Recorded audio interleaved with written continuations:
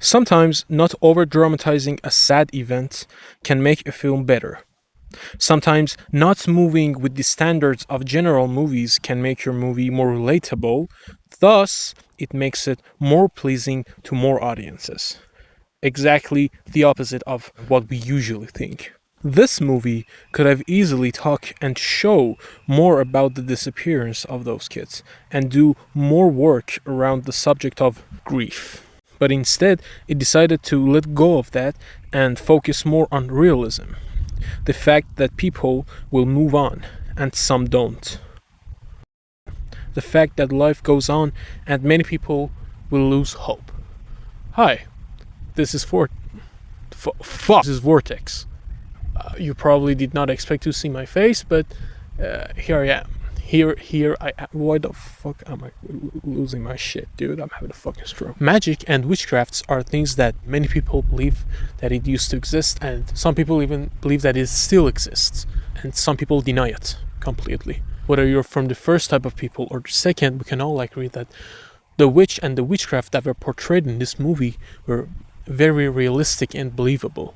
No need for weird spells in Latin or, I don't know, weird dances around fire or stuff. Just an old woman, a plant, and a wooden stick.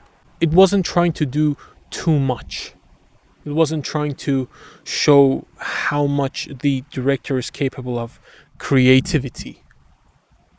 The creativity was at being simple and effective. Zach Greger, the director of Weapons, said himself that he took inspiration of the movie Prisoners. In an interview, he said, "Prisoners is all over this movie." I'm not even talking about the fact that Heller, Dover, and Archer Graff are two very similar characters. I'm talking about the atmosphere and the feel of mystery, the wet streets and darker skies, and camera work, especially in James's part of the story gives. Fun fact, the movie was supposed to be ended without the ending narration by the kid. They showed that version of the movie to some people to test the movie, and those people said, "What the fuck did I just watch?" So they got back to the editing room and decided to add the narration, and they actually did a good job, because if that narration wasn't there, the movie still ended in a very sudden way, okay? Like, it wasn't like it was a very good ending. I'm not saying it was bad. It was good. It was like a 8 out of 10, but it could have been easily a 9. It was just too sudden, too quick.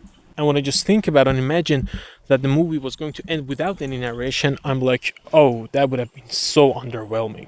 This movie is categorized in the genre of horror thriller, but I believe that the thriller side of the movie was very stronger, and that is kind of what makes it more scary.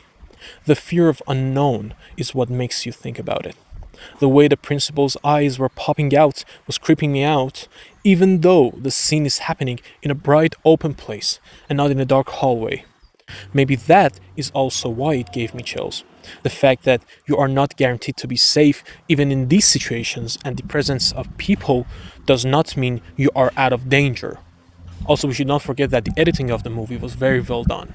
It is not too fast paced, it is not too slow, and the non-linear storytelling does not make you go, what the fuck is happening in the movie, and you are focused on the actual story, on the main things that is happening. And that is because of the people that are in the editing room and doing the actual job, because yeah, they should get more credit.